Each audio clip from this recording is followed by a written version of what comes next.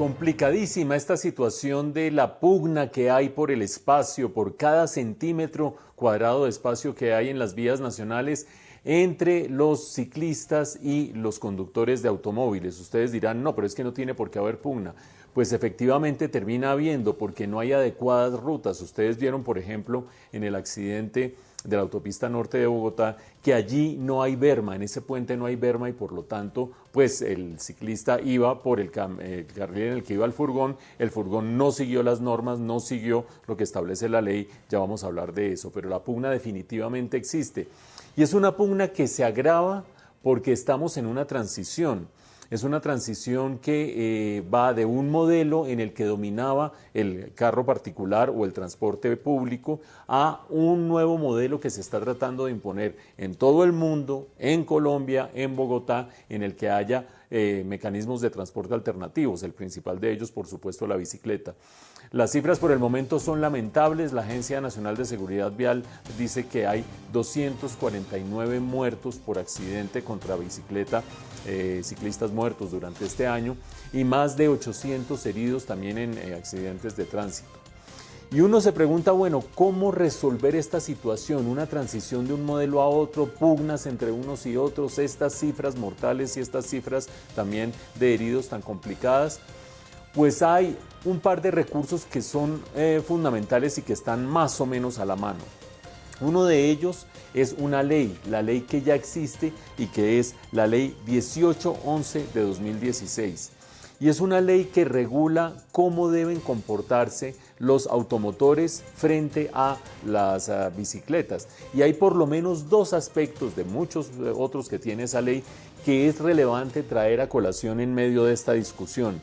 El primero de ellos, esa ley de 2016 establece que los ciclistas tienen el derecho, pero además el deber, de tomar un carril para ellos solos. Va un ciclista, toma un carril y ese carril es de él. Entonces ustedes dirán, no, pero ¿cómo así que es de él? Entonces, ¿cómo se hace para sobrepasarlo? Pues como se sobrepasa cualquier otro automotor, pero eso sí, y este es otro aspecto clave de esta ley, manteniendo por lo menos 1,5 metros de distancia entre el ciclista y el automotor que está tratando de sobrepasarlo.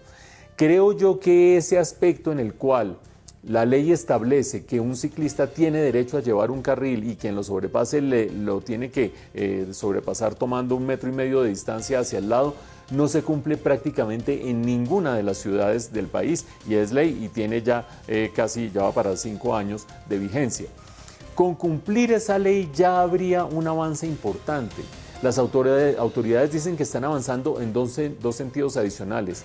La Agencia Nacional de Seguridad Vial está preparando un documento conjunto con el Ministerio del Deporte en el que se establezcan las pautas y los parámetros para la práctica segura del ciclismo en el país, tanto el ciclismo deportivo como el ciclismo como medio de transporte, tanto rural como urbano.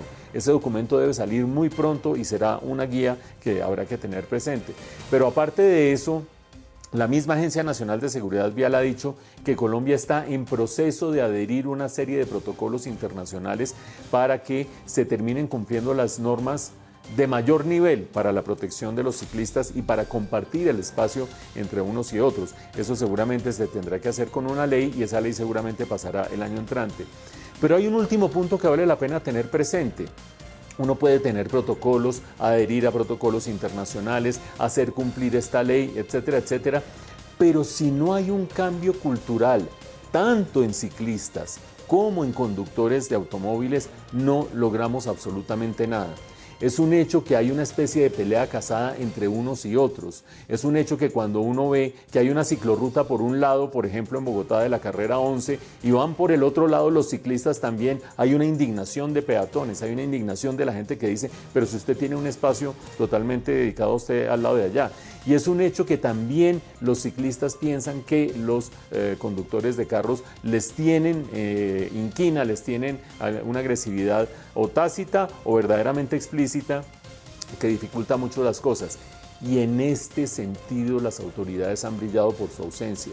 Las autoridades a punta de sacar más kilómetros de ciclorrutas y decir, bueno, y ahí están y se las tienen que aguantar, no están logrando transmitirle a la gente ese mensaje de que estamos en una transición inevitable, que el carro va a tener que ir desapareciendo, que hay que irse moviendo hacia otros mecanismos de transporte, pero mientras no haya cultura ciudadana incentivada desde las autoridades, esto va a seguir siendo una pugna que lamentablemente deja muchas víctimas fatales en el país.